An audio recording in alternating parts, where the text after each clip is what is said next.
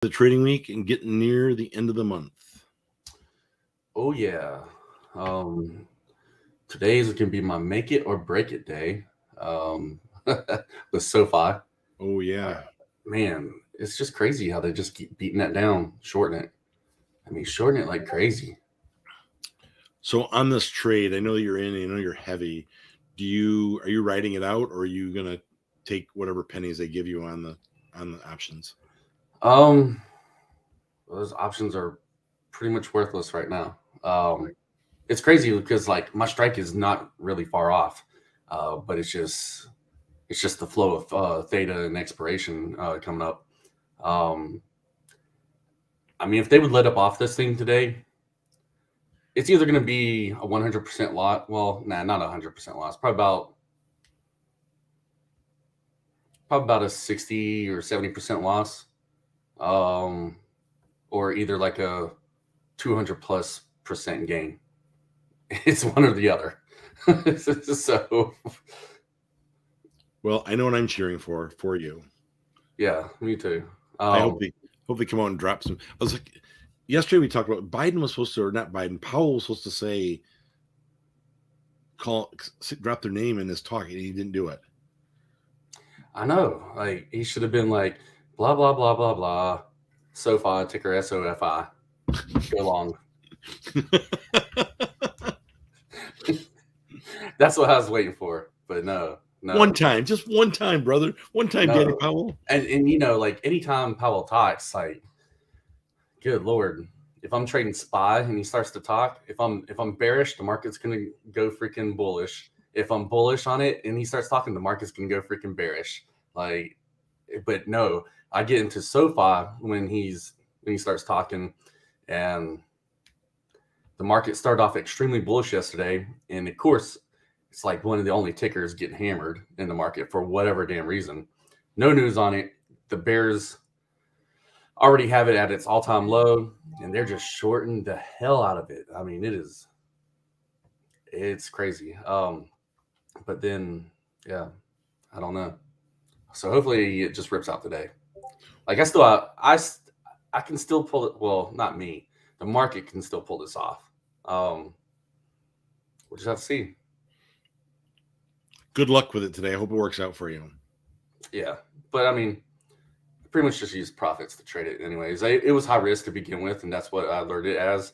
Um, Looking back on it, my mistake was going with short-term contracts, short-term expiration contracts. I went with these weeklies, and I really should have. If I was going to go short-term, I should have went with next week's weeklies to give it time. And then what would have been gone a month out or 2 months out? Would that been an issue? No, I mean the more time with this, the better, because I mean it's if you look at the daily chart on it, I mean it is just beat the heck down, and they have such a heavy short position in it that it's going to pop either. Honestly, it's probably going to pop next week, since they started shorting it on what was that Wednesday? Yeah, they started their short, like adding more short positions onto it on Wednesday, and that's what killed its little reversal that it started to do, and with just how heavy they are. And also next week on the 26th, that's when Nasdaq will, or actually the like FINRA will update the market on short interest. And what they usually tend to do is right before FINRA updates the market on all the short interest, a lot of these like heavily shorted tickers will let up on it because they know retail traders are going to come in and attack it now. Yeah. So they'll start letting up on it. So ticker SOFI will probably, with my luck, will pop off next week. Well, it'll be unfortunate. So, I mean, what I'll probably do is if I see it's not going to work out today, I'll probably just sell my 3,200 contracts. Wow. And get next week's expiration. Oh, there you go. There you go. I mean, I was wanting it to shoot up to like $1, well, $100 a contract. You know, make me a quick 300 grand. You know, I needed it, man. I need it. We all do, James. I know, but yeah. So that's where I'm at with SOFI right now. How's your trading week been going? It's been going good. It's been a solid week for me. I've been pleased with it. I've shared. It's funny because the way I trade is if you said, "Hey, what did you trade this week?" I literally have to look at my notes because I can't remember.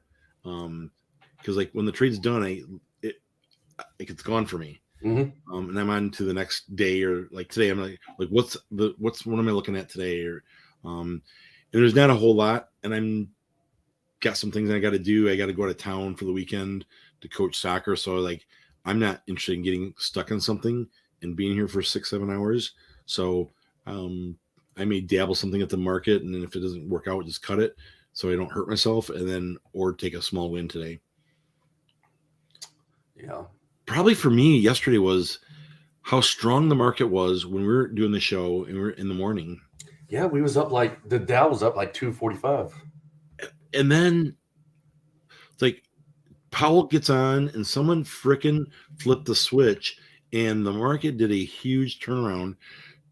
I mean, I can't remember when SPY closed down, but it was like at one point it was down $5 or $6. Mm-hmm.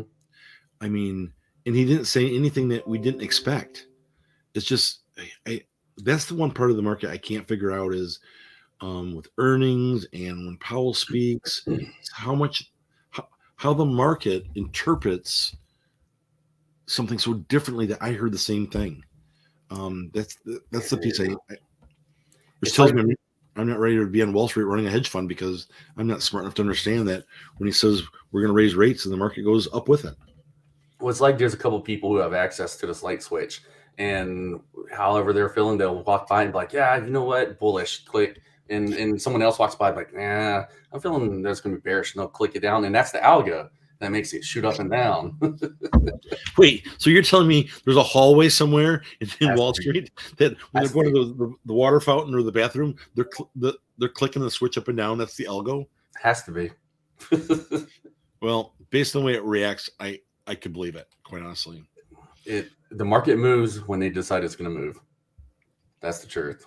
Yeah, so I mean, really, if it's a chess game, let's be honest, we are not the kings and queens in the game at all. We are pawns, maybe a knight, maybe a bishop, but we are nothing of any power. Yeah, it looks like what we were talking about pre-market with SOFI. It's already, I mean, it's been shorted into oblivion on the daily chart. They have a super high short interest rate on it, and in the last 2 days, they just decided to hit it harder. And we was just talking pre-market about how if, let's just say we had a couple $100 million each, and we wanted to do this to a ticker and just beat it down, man, the SEC would catch wind of this shit, and man, they would freeze all of our assets, indict us on shit, everything. Yeah, we'd be done. Mm-hmm. We'd have to go back to cooking our own meals and walking our own dogs and putting our own pants on. Yeah,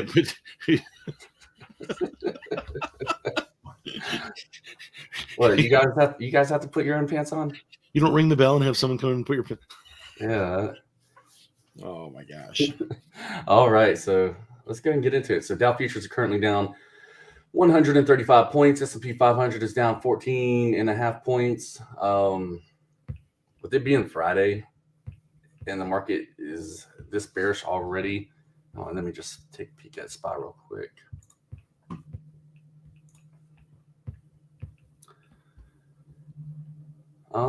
With yesterday's just like drastic pullback, I'm kind of expecting it to honestly get choppy today. We'll probably see, let's see. We might see it bounce down to the support around 435.60. Maybe it will hold up right there and then catch a bounce and come back up. But overall, I think it's going to just be choppy today. I mean, if it does decide to break down or break in any direction, obviously I feel like it's going to be to the downside,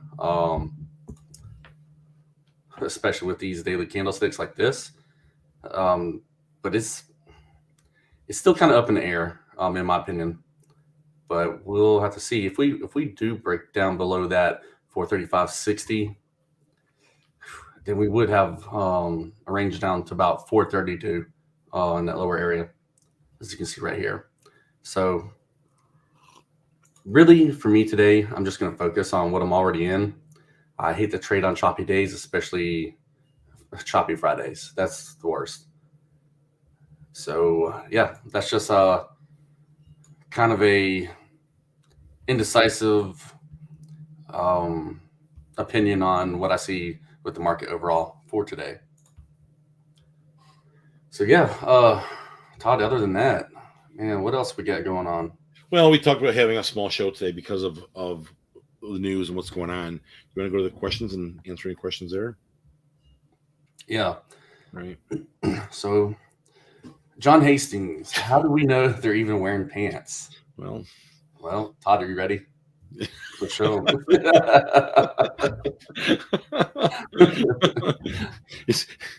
Okay, 1, 2, 3. Oh, what does this show become? It's funny. John Hastings, I don't see him comment off on what he does. He makes us laugh. Yeah, let's see. All right, hold on. Let me go through comments. Tracy Kramer, first one in the chat this morning. Good job. Congratulations. Yes, John, you're slipping. Disappointed. I am disappointed. Jeremy asked a question here, total random question, but do you all hold any long-term holdings in dividend investing? I don't. I do. I've had some. I've had some from my 20s that I put a couple $100 in, and I just let the drip plan work, the dividend reinvestment plan where it averages in. And a couple of them I forgot about. And one day I opened up an envelope and there was money that I didn't know about. But I've got some of my money with Chase in their investment portfolio, and I've got several dividend stocks in one of it's a dividend investment portfolio. So, I mean, it clearly works because that's what a lot of these financial firms they do for their clients is put them in those drip programs for whatever stocks that they want. I mean, I hate quoting Warren Buffett because every idiot retail trader quotes him to justify whatever bullshit that they're trying to push. But Warren Buffett did say something on the lines of, invest in what you use in life. And that does make sense. Yeah. I mean, if you're using it, there's a reason why you're using it. It's a viable product. And, it's probably not going to go away anytime soon. I mean, that's why he was so big on Coca-Cola.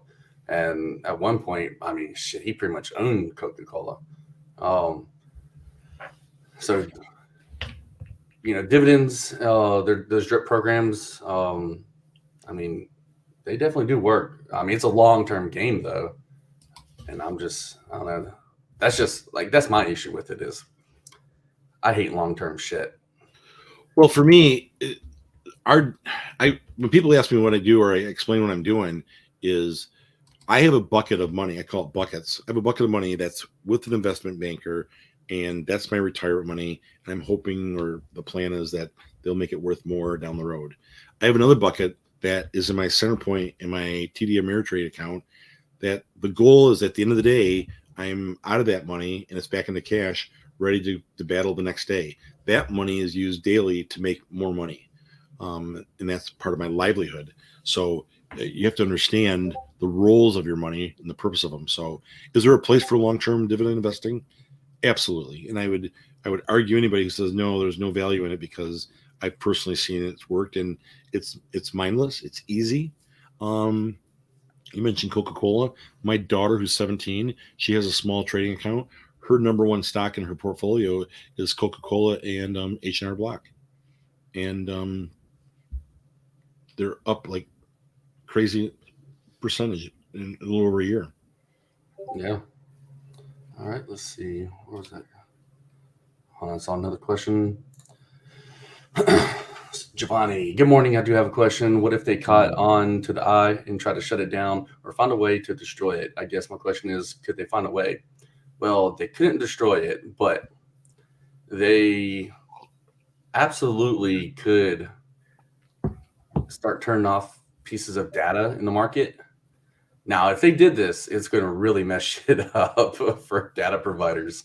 Like I'm talking about, like it would mess up TD Ameritrade, any data provider, because they would have to literally eliminate real-time data on a lot of these platforms. I mean, they could like insanely jack up the prices to squeeze this out. I mean, they absolutely could do that. But as for destroying it, no, they couldn't destroy it, but they could make it to where they somehow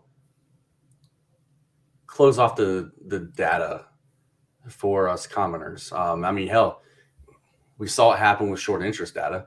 We had short interest data on the StockCast platform, and I mean, they didn't take it away because of us, but they took away short interest and just in general to the market by, I mean, it's still out there, and I'll explain this in a second, but they took away short interest data just in general because of all the GameStop stuff, GameStop and AMC.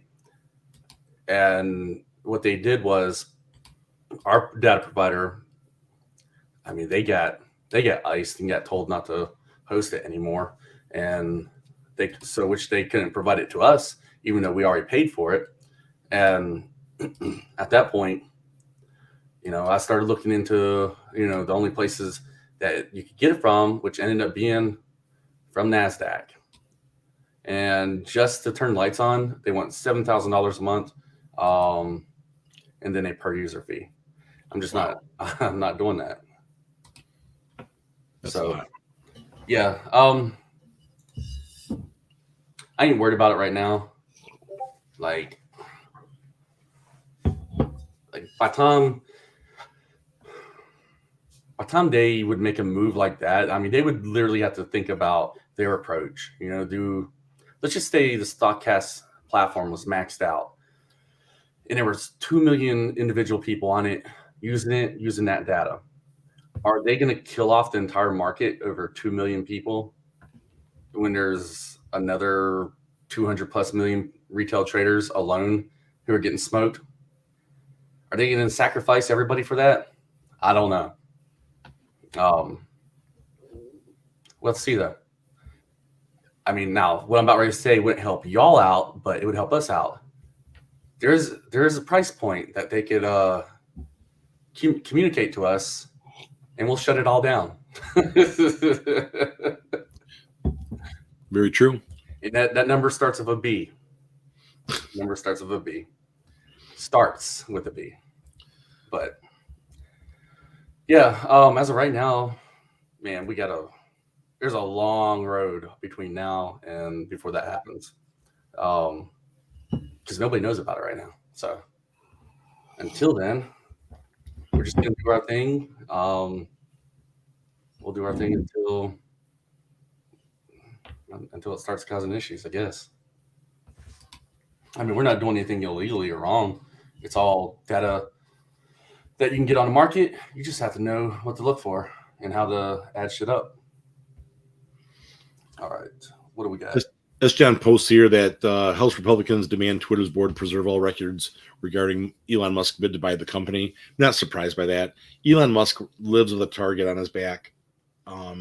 So if they can find a way to mess with him or F with him, I mean, because he's a multi-gazillionaire, that doesn't surprise me at all.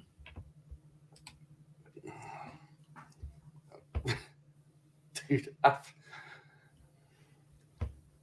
I worked for the government most of my adult life. But there's one part of me, I absolutely hate the government. Freaking hate it so bad. But then there's another part of me that, regardless of how corrupt our government is, I'd die for this government. So it's a weird situation, how I feel about our government. But man, the shit that they focus on to shut down people who are trying to expose the truth on a lot of stuff, Damn, it is unreal. They'll put more effort into keeping someone quiet on speaking the truth than fixing the damn problem. Yeah. Because they like the problem. That's what it is. They like the problem. They need that issue to be there so they can push agendas. That's what it comes down to. All right. We are 7 minutes to the bell. Yeah, let's see. What else we got?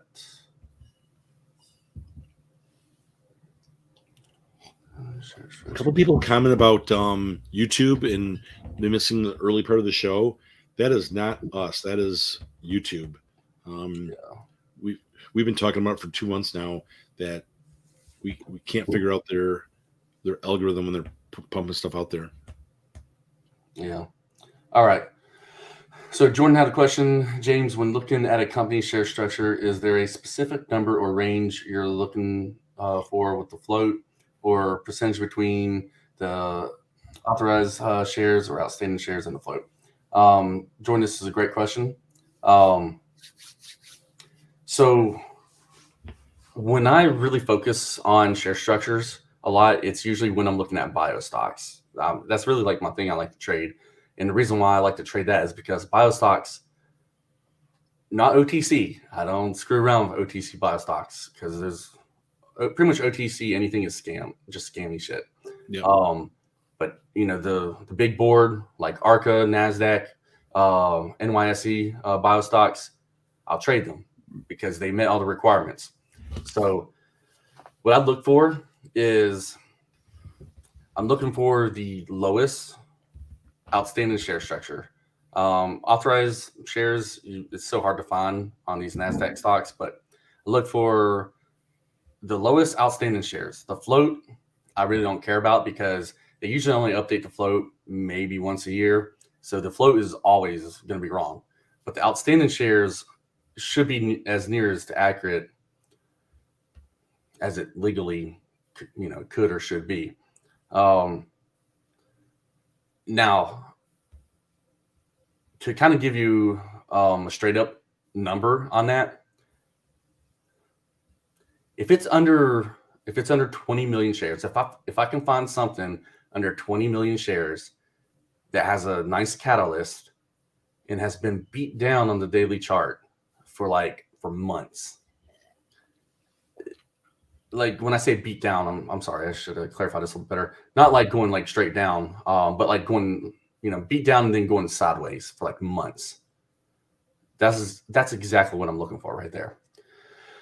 So if I can keep it under 20 million shares, that's like a picture perfect one. And then my next tier up is 50 million shares. And like if you look back at like predictive oncology, they started off with when I started looking at them, they had 48 million shares. Since they obviously sold some shares that took it up to 65 million. But so 20 million is really my first threshold, anything under that. And then my second threshold is usually 50 million. I don't really like to go over 50 million unless if I understand what's really going on with the company. And that one will just kind of be up for air. But 20 million or lower with the catalyst, that's what I like to look for. And that's really what I like to sit and wait on. The float, I don't ever use the float. Just, kind of going back to what I said, the float can be off by up to a year. So hopefully that helps you out right there. We are about 3 minutes out. All right. So, Todd, that is all I have for today. Do you have anything else? People said they missed the first 3 minutes. So let's just give them the Reader's Digest version of the first 3 minutes in like 10 seconds. Good morning, traders. Welcome to StockCast. James, you're looking mighty fine today. How you doing? I'm feeling mighty fine. How are you? I'm feeling great. Thanks for asking how. Hey, you are looking great today. Thank you. There you go. They just got a recap of the first 3 minutes. All right, everybody. We appreciate y'all tuning in today. Happy Friday. Remember, trade safe, trade smart, and let's see what the market gives us today. So we will catch y'all in the next one.